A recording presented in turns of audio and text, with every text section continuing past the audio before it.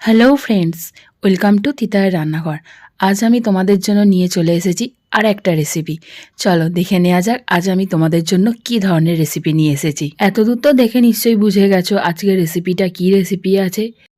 আমি একটা বড় সাইজের লেচি নিয়ে নিয়েছি। দুটো রুটি বানাতে গেলে যে সাইজের লেচি লাগে সেই সাইজের লেচি নিয়ে নিয়েছি।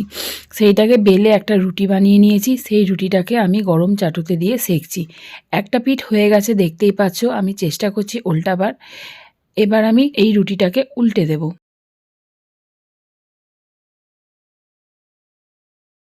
রুটিটা আমার উল্টানো হয়ে গেছে। এবার যে পিঠটা আমি উল্টে দিয়েছি সেই পিঠটা আমি ভালো করে ভেজে নেব।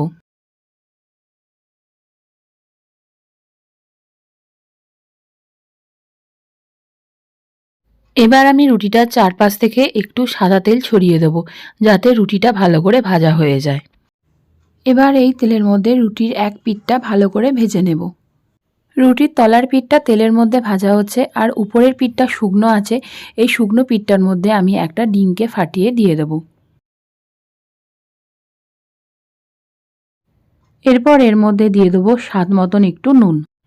এরপর এই ডিম আর নুনের মিশ্রণটাকে ভালো করে আমি এই রুটিটার উপর পিঠের মধ্যে ফাটিয়ে নেব। এরপর ডিম আর নুনটা ভালোভাবে মিশে গেলে তারপর আমি রুটিটাকে ঠিক এইভাবে উল্টে দেব। তোমরাও ঠিক এইভাবে উল্টে দেবে। রুটিটা প্রথমে ভাজার সময় আমি যে পরিমাণে তেল দিয়েছিলাম সেই পরিমাণে তেলটাই যথেষ্ট ছিল। সেই তেলটার মধ্যেই ডিমটা ভালোভাবে ভাজা হয়ে যাচ্ছে। আর এইভাবে উল্টে দেওয়াতে রুটি আর ডিমটা ভালোভাবে এঁটেও যাবে। আমি এখানে যে পরিমাণে তেল নিয়েছিলাম সেই তেলটা আমার ভাজা হয়ে যাচ্ছে। তোমাদের যদি এখানে তেলের প্রয়োজন লাগে তো তেল দিতে পারো তোমরা। এরপর আমি ভালোভাবে ঘুরিয়ে ফিরিয়ে ডিমটাকে ভেজে নেব।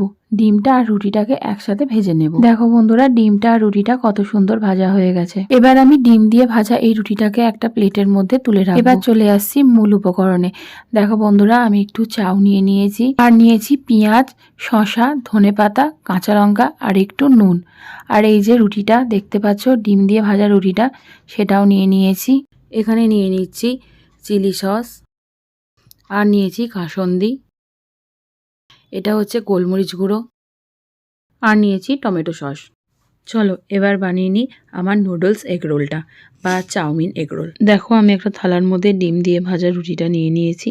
এবার আমি এর মধ্যে নুডলসটা লম্বাভাবে সাজিয়ে দেবো। এই চাউমিনটা আমি বাড়িতেই বানিয়েছি। যেরকমভাবে নর্মাল চাউমিন হয় গাজর, বিনস, মটরশুঁটি দিয়ে, আমি সেইরকমভাবেই নর্মাল চাউমিন বানিয়েছি। এবার আমি চাউমিনের ওপরে লম্বাভাবে পেঁয়াজটাও দিয়ে দেবো।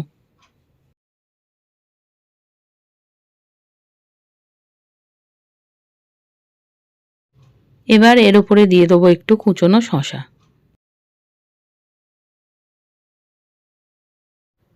এরপর কেটে রাখা কাঁচা লঙ্কাগুলো আমি এর উপরে ছড়িয়ে দেব। স্বাদ মতো নুন ছড়িয়ে দেবো আর একটু কেটে রাখা ধনেপাতা ছড়িয়ে দেব।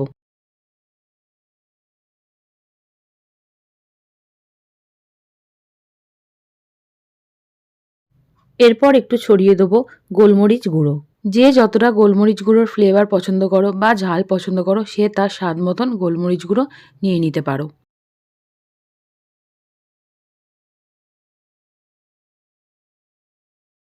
এরপর এর মধ্যে দিয়ে দেবো স্বাদ মতন চিলি সস।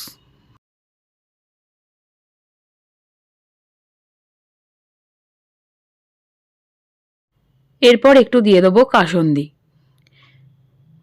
এ বাবা, কতটা কাসুন্দি পড়ে গেল! দেখো বন্ধুরা, কাসুন্দিটা কিন্তু আমার ঢালতে গিয়ে একটু বেশি পরিমাণে পড়ে গেছে। এটা তোমাদেরও হতে পারে। আমি কাসুন্দিটা কিন্তু আবার লম্বাভাবে এটার মধ্যে মেল্ট করে দিয়েছি। তোমাদেরও যদি বাই চান্স এরকম কিছু হয়ে যায় তোমরাও কিন্তু এরকম করে দিতে পারো। এরপর দিয়ে দিলাম হচ্ছে টমেটো সস স্বাদ মতন। এরপর আমি ধীরে ধীরে আস্তে আস্তে রোলটাকে মুড়ে দেবো। দেখতেই পাচ্ছ বন্ধুরা, রোলটা অনেকটা মোটা হয়ে গেছে। এরপর আমি একটা পরিষ্কার পরিচ্ছন্ন কাগজ নিয়ে নেব। তারপর আমি সেই কাগজের মধ্যে এই রোলটাকে ভালোভাবে র্যাপ করে দেবো। দেখতেই পাচ্ছ বন্ধুরা আমি কিভাবে রোলটার মধ্যে কাগজটা র্যাপ করছি। তোমরাও কিন্তু ঠিক এইভাবেই রোলের মধ্যে কাগজটাকে র্যাপ করে নেবে। বন্ধুরা, একটু বড় কাগজের মধ্যে এই রোলটাকে র্যাপ করবে একটু বড় কাগজ নিয়ে ভালোভাবে র্যাপ করলে রোলের ভিতরে মেটেরিয়ালসগুলো তাহলে বেরিয়ে আসে না। তোমরা ঝটপট বাড়িতে একদিন এই এগ নুডলস রোলটা বানিয়ে ফেলো। কীরকম হয়েছে আমাকে কমেন্টে জানিও। এইটা তোমরা সকালেও বানিয়ে খেতে পারো বা সন্ধেবেলাও বানিয়ে খেতে পারো। আমার আজকের এই রেসিপিটা কীরকম লাগলো তোমাদের, কতটা ভালো লাগলো সেটা প্লিজ কমেন্টের মাধ্যমে জানিও।